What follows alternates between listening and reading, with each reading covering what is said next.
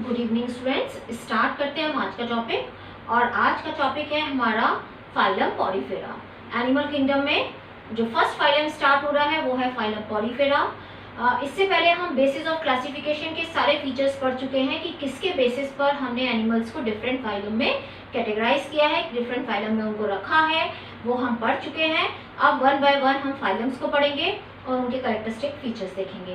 तो अभी हम पढ़ने जा रहे हैं पॉलीफेरा। पॉलीफेरा मीन्स पोर बियरिंग एनिमल्स। इसके अंदर कौन से एनिमल्स आएंगे? पोर बियरिंग एनिमल्स। पोर बियरिंग एनिमल्स का मतलब है जिनकी बॉडी पर पोर्स प्रेजेंट होते हैं। पोर बियरिंग एनिमल्स से वर्ड से ही इंडिकेट कर रहा है पॉलीफेरा मीन्स पोर बियरिंग एनिमल्स। और इसमें क्या आते हैं? स्पंज। तो जनरली हम इनको क्या बोलते हैं? स्पंजेस, यानी पोर बियरिंग एनिमल्स यानी स्पंजेस। और ये ज्यादातर कहाँ मिलते हैं देखने को हमको? क्योंकि प्रिमिटिव एनिमल्स हैं। और आपको पता है कि लाइफ कहाँ ओरिजिनेट हुई है? वाटर में। और वाटर में भी कहाँ पर? मेराइन। तो ये मोस्टली क्या है? मेराइन है। बट कुछ हमको फ्रेश वाटर भी देखने को मिलते हैं। मोस्टली मेराइन होते हैं, कुछ फॉर्म्स हैं जो फ्रेश वाटर में मिलती हैं। क्योंकि लाइफ भी मेराइन उसमें ओरिजिनेट हुई है, इसलिए ये भी मोस्टली मेराइन ही होते हैं।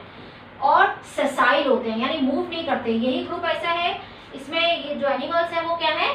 सेसाइल है, यानी मूव नहीं करते, यानी सबस्ट्रेटम पर अटैच रहते हैं, एक ही जगह पर फिक्स रहते हैं, मूव नहीं करते हैं। ठीक है, सेसाइल है यानी कोई भी मूवमेंट नहीं है, फिक्स्ड है एक पोजीशन पर। एसिमेट्रिकल एनिमल्स हैं, ये हम पहले भी डिस्कस कर चुके हैं कि अगर हम इनको डिवाइड करते हैं तो दो इक्वल हाफ्स में हम इनको डिवाइड नहीं कर सकते किसी भी उसमें प्लान में। तो ये क्या कहलाते हैं? Asymmetrical animals. सिमेट्री हम पढ़ चुके हैं। मल्टी सेलुलर है और मल्टी सेलुलर बन गए हैं, बट अभी भी इनके अंदर सेलुलर लेवल ऑफ ऑर्गेनाइजेशन है, यानी टिश्यू की फॉर्मेशन नहीं हुई है। तो लेवल ऑफ ऑर्गेनाइजेशन कौन सा है इनका? Cellular level. ये भी हम पढ़ चुके हैं लेवल ऑफ ऑर्गेनाइजेशन। तो पॉलीफेरा जो सिंपल एनिमल्स आते हैं इनमें प्रिमिटिव हैं, जो पहला वाला ग्रुप है, इसलिए इसमें सेलुलर लेवल ऑफ ऑर्गेनाइजेशन है। फिर वाटर कैनाल सिस्टम, ये इसका करेक्टरिस्टिक फीचर है स्टूडेंट, ये आपको लर्न करना है, इसके ऊपर एग्जाम में क्वेश्चन आता है। एक और आप पढ़ोगे वाटर वस्कुलर सिस्टम। तो वाटर वस्कुलर सिस्टम है इकाइनोडर्मेरा में। तो आप इसको याद रखिए कि कैनाल सिस्टम में सी पहले आता है, तो वाटर कैनाल सिस्टम किसमें होगा? पॉलीफेरा में। वस्कुलर वी बाद में आता है, तो किसमें होगा? बाद वाले फाइलम यानी इकाइनोडर्मेटा में। तो ये इस तरह से आप इसको डिफरेंशिएट कर सकते हैं, नहीं तो बच्चे इसमें कंफ्यूज हो जाते हैं कि वाटर कैनाल सिस्टम किसमें है और वाटर वस्कुलर सिस्टम किसमें है। तो कैनाल सिस्टम, क्योंकि पॉलीफेरा पहले आ रहा है तो कैनाल सिस्टम पहले में है, और वस्कुलर यानी बाद में आ रहा है वी, तो वस्कुलर किसमें होगा? इकाइनोडर्मेटा में। तो क्या है वाटर कैनाल सिस्टम और इसका क्या यूज है? जैसे इस तरह से एनिमल है एक, यहाँ पर छोटे छोटे पोर्स इसकी पूरी बॉडी पे, हमने बोला पोर बियरिंग एनिमल्स, और यहाँ पर ये सबस्ट्रेटम पे अटैच रहता है। इस तरह से ये पूरा राउंड ऊपर है ऑस्कुलम। ये जो छोटे छोटे पोर हैं इनको हम बोलते हैं ऑस्टिया। ये बड़ा वाला पोर जो है उसको बोलते हैं हम ऑस्कुलम। इधर लिख देती हूँ मैं, ऑस्कुलम। ठीक है, तो इस पोर से सारा वाटर अंदर एंटर करता है। ठीक है, क्योंकि पानी में रहता है, तो पानी में रहेगा तो पानी एंटर करेगा, यानी इस साइड चारों तरफ से पानी एंटर कर रहा है। तो उस वाटर के साथ क्या एंटर करेगा? फूड, रेस्पिरेटरी गैसेस,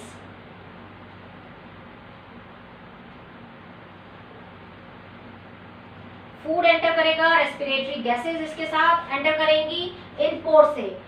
ठीक है, और जो ये ऑस्कुलम है यहाँ से एंटर करेगा और यहाँ से ये बाहर जाएगा, बाहर रिमूव होगा। तो रिमूवल में क्या होगा? जो वेस्ट प्रोडक्ट है, वेस्ट है, रिमूव हो जाएंगे, और जो गैस है निकलने वाली, रिमूव होने वाली, यानी वेस्ट या जो भी है रेस्पिरेटरी गैसेज, जैसे ऑक्सीजन ले रहा है, कार्बन डाइऑक्साइड बाहर निकाल रहा है, तो वो भी निकल जाएगी। यानी ऑक्सीजन इसने ले ली और कार्बन डाइऑक्साइड यहाँ से बाहर निकाल दी। तो इसका क्या काम है? यानी वाटर जब एंटर कर रहा है, वाटर मूव कर रहा है अंदर, तो वाटर, इसको बोलते हैं वाटर कैनाल सिस्टम। तो ये कहाँ आ जाता है? बीच में इसके जो ये कैविटी है, ये जो स्पेस बनता है, यहाँ पर एक कैविटी बनती है इस तरह से। अगर हम इसको सेक्शन कटिंग करेंगे तो हमें इस तरह की स्ट्रक्चर दिखाई देगी।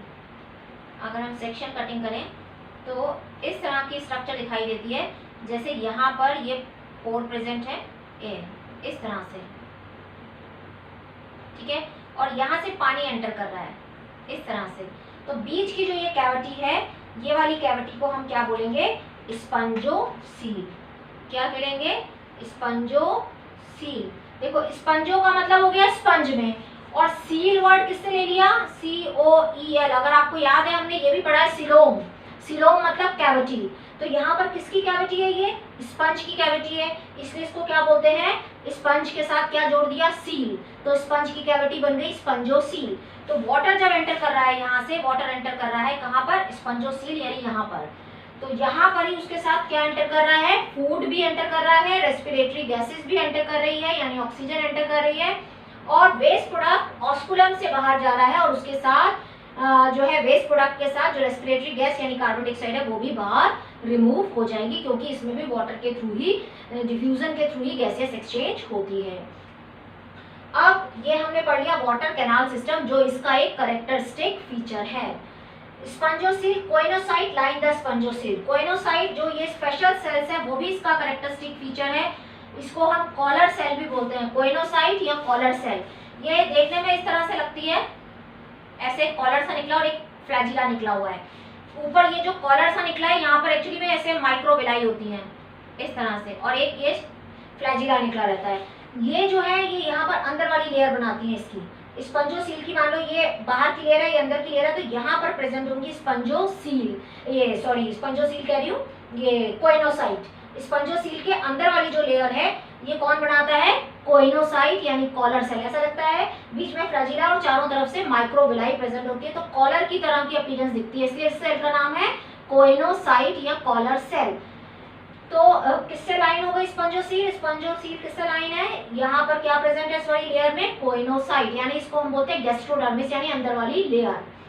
तो कोइनोसाइट बनाती है कॉलर सेल, ये बहुत इंपॉर्टेंट सेल है और इसका कैरेक्टरिस्टिक फीचर है पॉलीफेरा का। इसके अंदर क्या होता है? इंट्रासेलुलर डाइजेशन, यानी ये क्या करती है? ये जो कॉलर सेल पूरा अंदर होते हैं यहाँ पर, तो जो भी वाटर आता है उससे जो माइक्रोस्कोपिक प्लांट्स और एनिमल्स आ रहे हैं उनको ये फिल्टर करके अंदर लेती है अपने अंदर, और फूड वैक्यूल के अंदर ही इसके अंदर फूड का डाइजेशन होता है। यानी कोइनोसाइट ने क्या किया? इसके माइक्रोविलाई ने फिल्टर करती है, तो फिल्टर भी इसको हम बोल सकते हैं कि ये जो है फिल्टर करके माइक्रोस्कोपिक प्लांट्स और एनिमल्स को अंदर लेती है फूड वैक्यूल के अंदर, और उसी में सेल के अंदर ही वैक्यूल्स के अंदर इसका डाइजेशन हो रहा है, इसलिए इसको हम बोलते हैं इंट्रासेलुलर डाइजेशन। कहाँ हो रहा है? सेल में वैक्यूल के अंदर। तो कहाँ पर? कोइनोसाइट में। कोइनोसाइट यहाँ पर ये माइक्रोविलाई है जो फिल्टर करके माइक्रोस्कोपिक प्लांट्स और एनिमल्स को अंदर लेते हैं, और वहाँ पे फूड वैक्यूल के अंदर इसका इंट्रासेलुलर डाइजेशन यानी सेल के अंदर वैक्यूल में डाइजेशन हो रहा है, इसलिए इस डाइजेशन को हम क्या बोलेंगे? Intracellular digestion. तो कोइनोसाइट यानी कॉलर सेल और वाटर कैनाल सिस्टम इसका कैरेक्टरिस्टिक फीचर है। ये आपको अच्छे से लर्न कर लेना है क्योंकि इसके ऊपर क्वेश्चन आता है, ठीक है। अब स्केलेटन, स्पिक्यूल्स और स्पंजिन फाइबर, यहाँ पर बीच बीच में क्या प्रेजेंट होते हैं? ये वाली जो लेयर है बीच वाली यानी बाहर की होती है, बाहर की लेयर, और अंदर वाली लेयर के बीच का जो पार्ट होता है यहाँ पर स्पिक्यूल्स प्रेजेंट होते हैं इस तरह के, ऐसे करके ऐसे भी होते हैं, सिंगल भी होते हैं, यानी इस तरह से निकले रहते हैं, या स्टार शेप भी होते हैं। कई तरह के स्पिक्यूल्स प्रेजेंट होते हैं, स्पिक्यूल्स और स्पंजिन फाइबर्स प्रेजेंट होते हैं जो इसको स्केलेटन प्रोवाइड करते हैं ताकि ये सीधा खड़ा रहे। तो ये स्पिक्यूल्स और स्पंजिन फाइबर इसको स्केलेटन बना रहे हैं ताकि ये वहां पर सीधा खड़ा रहे। तो इसका जो स्केलेटन है वो किसका बना हुआ है? एंडोस्केलेटन, स्पिक्यूल और स्पंजिन फाइबर का, ठीक है। तो ये इस तरह से स्ट्रक्चर होती है, ऐसे चावल के दाने की तरह भी दिखेंगे, वाई शेप भी आपको दिखेंगे, स्टार शेप भी दिखेंगे, इस तरह के यहाँ पर फाइबर्स भी दिखाई देते हैं, और स्पिक्यूल्स और स्पंजिन फाइबर्स। अच्छा, इसमें ये क्या होते हैं? हर्माफ्रोडाइट। हर्माफ्रोडाइट का मतलब क्या है स्टूडेंट? इसमें मेल और फीमेल दोनों सेक्स ऑर्गन एक ही इंडिविजुअल के अंदर जब प्रेजेंट होते हैं तो उसको हम बोलते हैं हर्माफ्रोडाइट या बाइसेक्सुअल। बाइसेक्सुअल, मोनेशियस या हर्माफ्रोडाइट, यानी मेल और फीमेल रिप्रोडक्टिव ऑर्गन एक ही इंडिविजुअल के अंदर प्रेजेंट हैं, ठीक है। तो हर्माफ्रोडाइट का मतलब समझ में आया? ऐसा आपने किसको पढ़ा हुआ है? और इसमें रिप्रोडक्शन एसेक्सुअल सेक्सुअल दोनों तरीके से होता है, एसेक्सुअल यानी फ्रेगमेंटेशन, यानी फ्रेगमेंट्स में टूट जाता है और फिर वो नया इंडिविजुअल बन जाता है, उसको बोलते हैं फ्रेगमेंटेशन। सेक्सुअल में गैमीट्स फॉर्मेशन होता है और ये गैमीट्स का फर्टिलाइजेशन इंटरनल फर्टिलाइजेशन होता है, यानी गैमीट बने, गैमीट का फ्यूजन हुआ, जाइगोट बना और जाइगोट से फिर जो इसका डेवलपमेंट है वो इनडायरेक्ट है। डेवलपमेंट इनडायरेक्ट का मीन्स इसमें क्या प्रेजेंट है, जहां पर भी वर्ड इनडायरेक्ट आ रहा है इसका मीन्स वहां पर क्या है, लार्वल स्टेज। लार्वल स्टेज जो होती है वो मॉर्फोलॉजिकली डिस्टिंक्ट होती है, यानी पेरेंट से बिल्कुल अलग दिखती है। तो अगर लार्वल स्टेज आती है तो वो डेवलपमेंट कहलाता है डायरेक्ट। डायरेक्ट मीन्स अगर ऑर्गेनिज्म सीधा बेबी डेवलप हो रहा है, एम्ब्रियो से मतलब फर्टिलाइजेशन हुआ, फर्टिलाइजेशन के बाद एडल्ट ऑर्गेनिज्म बनेगा, बीच में कोई दूसरी स्टेज नहीं आएगी, तो वो कहलाता है डायरेक्ट डेवलपमेंट। पर अगर एडल्ट से पहले कोई दूसरी स्टेज आ जाती है तो वो क्या होती है, लार्वल स्टेज, यानी जो एडल्ट से बिल्कुल डिफरेंट होती है। तो अगर लार्वल स्टेज आ रही है तो डेवलपमेंट क्या कहलाता है, इनडायरेक्ट। तो इसमें लार्वल स्टेज आती है, इसका मीन्स डेवलपमेंट इनडायरेक्ट है और ये लार्वल स्टेज मॉर्फोलॉजिकली हमेशा डिस्टिंक्ट होती है एडल्ट से। तो ये आपको समझ में आया। पोर बेयरिंग एनिमल है, छोटे छोटे पोर्स प्रेजेंट है जिनको बोलते हैं ऑस्टिया, जिससे वाटर एंटर करता है और उस वाटर के साथ फूड, सारा गैस एंटर करती हैं, रेस्पिरेटरी गैसेस एक्सचेंज के लिए ऑस्कुलम से बाहर निकलती हैं, उसी से वाटर भी जब बाहर निकल रहा है वेस्ट प्रोडक्ट भी बाहर निकलता है और रेस्पिरेटरी गैसेस जो एक्सचेंज हुई हैं कार्बन डाइऑक्साइड बाहर निकलेगी। ये जो कैविटी है इसको बोलते हैं स्पंजोसील, स्पंज की कैविटी यानी स्पंजोसील। अंदर की लेयर कौन बनाता है, कोइनोसाइट, कॉलर सेल जो इसका कैरेक्टरिस्टिक फीचर है। डाइजेशन इंटरनल है, मतलब इंट्रासेलुलर है।